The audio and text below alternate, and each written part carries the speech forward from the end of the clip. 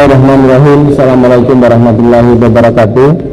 Selamat sore rekan-rekan, sahabat-sahabat wartawan.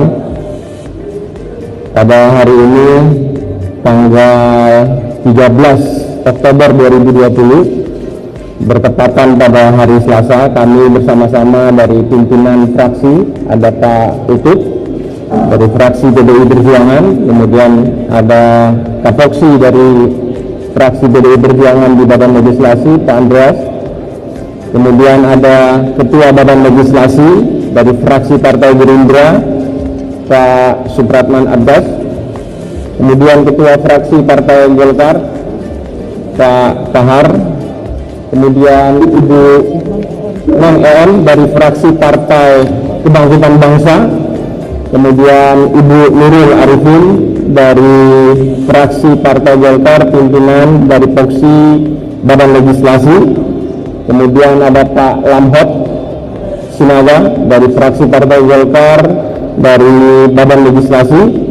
Kemudian ada Pak John Kennedy Aziz dari fraksi Partai Golkar dari Badan Legislasi, dan Pak Sekjen Pak Indra, dan ada Ibu Maya juga di sini, dan beserta jajaran kesekjenan, dan saya sendiri Haji Samsudin, dan Pak Rahmat Godel yang mengikuti secara virtual pada siang hari ini. Pertama-tama saya tadi sudah diskusi di internal pimpinan Dewan Perwakilan Rakyat Republik Indonesia. Salam dari Ibu Puan Maharani kepada seluruh sahabat-sahabat wartawan dan masyarakat Indonesia, dan dari Pak Muhaimin Iskandar dan Pak Dasko berkenaan agenda kita pada sore hari ini untuk meluruskan hal-hal yang berkembang di media massa beberapa hari yang lalu. Kami sengaja pada hari ini berembuk dengan pimpinan Dewan Perwakilan Rakyat Republik Indonesia dan pimpinan Badan Legislasi dan pimpinan-pimpinan fraksi untuk menyampaikan guna meluruskan berita-berita yang simpang siur di masyarakat terhadap proses yang berkembang, dalam hal ini Undang-Undang Cipta Kerja.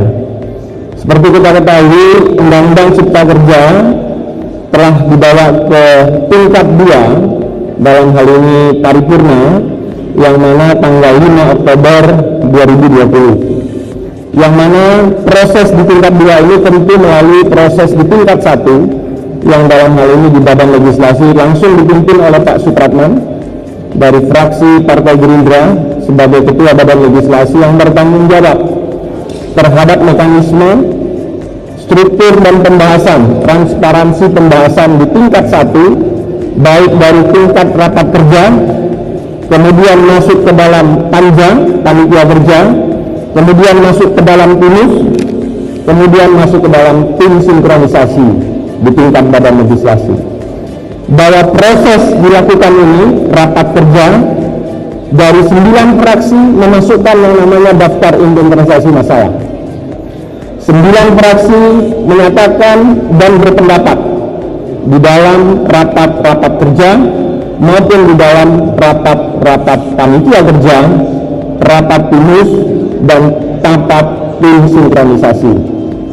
Sehingga 9 fraksi dalam pembahasan dari rapat kerja sampai dengan di rapat tingkat 1 sepakat, seperti yang sudah beredar dalam pemberitaan. Adapun hal-hal yang berkembang di dalam daftar inventarisasi masalah berkenaan dengan klaster-klaster yang ada, perlu nanti disampaikan kepada publik, tentunya pada saat yang tiba, yaitu pada saat besok tanggal 14 Oktober 2020, berdasarkan mekanisme tata tertib DPR, khususnya di dalam pasal 164, bahwa Dewan Perwakilan Rakyat Republik Indonesia memiliki jangka waktu 7 hari. Pada saat setelah tingkat 2, DPR memiliki waktu 7 hari kerja merujuk kepada pasal 1/18 tata tertib DPR, yang dimaksud dengan hari kerja adalah hari kerja, yaitu Senin sampai dengan hari Jumat. Sehingga tenggang waktu untuk penyampaian Undang-Undang Cipta Kerja ini akan jatuh pada tanggal 14 Oktober 2020, tepatnya besok pukul 00 pada saat besok. Sehingga nanti pada saat resmi besok undang-undang Cipta Kerja ini dikirim ke Presiden, dalam hal ini sebagai kepala pemerintahan, maka secara resmi undang-undang ini menjadi milik publik secara mekanisme. Hal ini perlu kami sampaikan. Hal-hal yang berkaitan dengan substansi tadi dalam pembahasan di tingkat rapat kerja, 9 fraksi menyepakati, mengikuti dan menyerahkan daftar inventarisasi masalah. 9 fraksi sepakat untuk melakukan pembahasan. Kemudian dalam proses rapat kerja menuju rapat panitia kerja, pimpinan Badan Legislasi dan pimpinan Panja mengadakan yang namanya rapat dengar pendapat umum. Rapat dengar pendapat umum dilakukan hampir sebanyak 88 kali, baik secara fisik maupun secara virtual.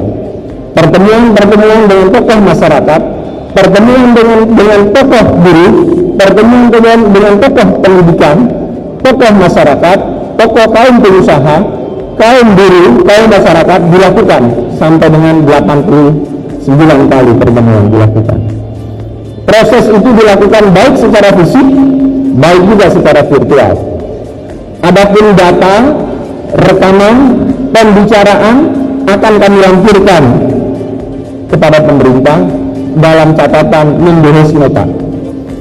Bahwa dalam hal ini pimpinan Balek Pak Supratman mengetahui secara persis mekanisme dan tata cara prosedur dalam menegakkan aturan, dalam menentukan dan memutuskan pasal demi pasal, ayat demi ayat, baik di dalam mekanisme rapat kerja, mekanisme di dalam rapat panja, mekanisme di dalam rapat timus, dan mekanisme di dalam rapat tim sinkronisasi. Adapun yang berkembang beberapa hari terakhir berkenaan kenapa kok belum diserahkan kepada pemerintah. Bahwa dalam hal ini kesekjenan Pak Indra melaporkan kepada pimpinan DPR memerlukan waktu untuk melakukan editing, proses penyelidikan dalam rangka menyiapkan lampiran-lampiran yang berkaitan dengan Undang-Undang Cipta Kerja ini untuk menjadi bagian yang tidak terpisahkan di dalam proses pengiriman berkas Undang-Undang Cipta Kerja ini kepada pemerintah, yang jatuh waktu tentunya adalah tanggal 14 Oktober 2020. Yang kedua, berkenaan dengan jumlah halaman, perlu kami sampaikan kepada khalayak masyarakat melalui sahabat-sahabat wartawan pada sore hari ini bahwa mengenai jumlah halaman itu adalah mekanisme pengetikan dan editing tentang kualitas dan besarnya kertas daripada yang diketik. Proses yang ada dilakukan di Balek itu menggunakan kertas biasa.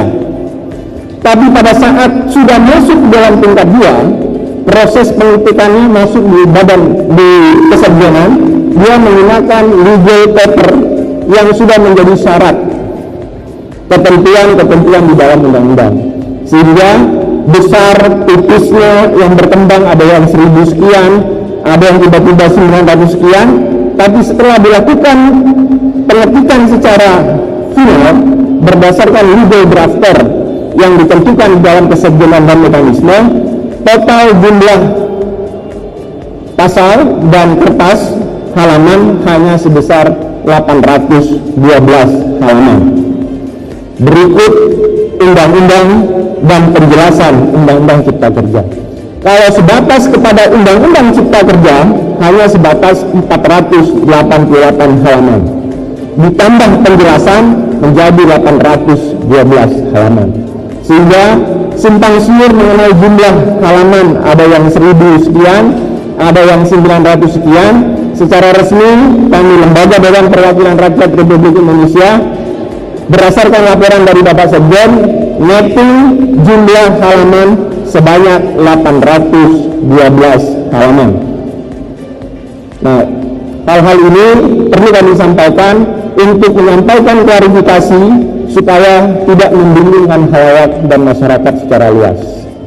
Yang terakhir, Bapak Ibu sekalian, tentu proses ini kami memahami yang berkembang tentang proses yang ada bahwa tidak diberikannya kesempatan kepada fraksi-fraksi untuk menyampaikan pandangan-pandangan. perlu kami sampaikan dan melakukan klarifikasi bahwa yang namanya mic di dalam paripurna itu secara otomatis mic di dalam ruang paripurna itu akan mati di dalam waktu 5 menit. Kenapa? Karena itu sudah diatur di dalam tata tertib DPR. Tata tertib DPR pasal 312 dan 314 mengatur lamanya pembicara di dalam rapat-rapat terbatas 5 menit. Sehingga pada saat dia 5 menit berjalan, dia otomatis itu otomatis off, begitu, mati. Sehingga tidak ada pembatasan menenggang demokrasi daripada salah satu sahabat saya dari fraksi tertentu yang seolah-olah kami membatasi atau tidak. Kemudian terhadap jumlah pembicara di dalam rapat paripurna memang dilakukan secara proporsional.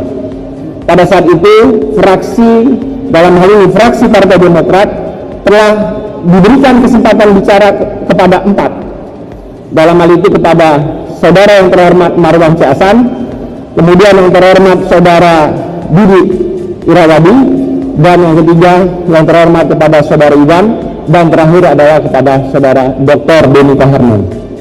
Sudah 4 dari fraksi Partai Demokrat kami berikan alokasi untuk waktu, sehingga kalau dikali 5 menit dia akan bertotal 20 menit.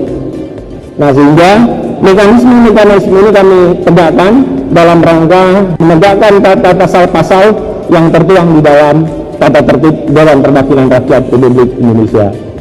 Demikian sahabat-sahabat wartawan dan kepada seluruh masyarakat, kami menyadari simpang siur dan pandangan yang berbeda ini tentu membuat suatu penafsiran dalam pasal. Dan sejak nanti besok kami turun, kemudian secara mekanisme dan secara tatip dalam waktu 30 hari Presiden akan mengeluarkan, dalam hal ini sebagai kepala pemerintahan, mengeluarkan LDM, dan secara otomatis undang-undang ini berlaku.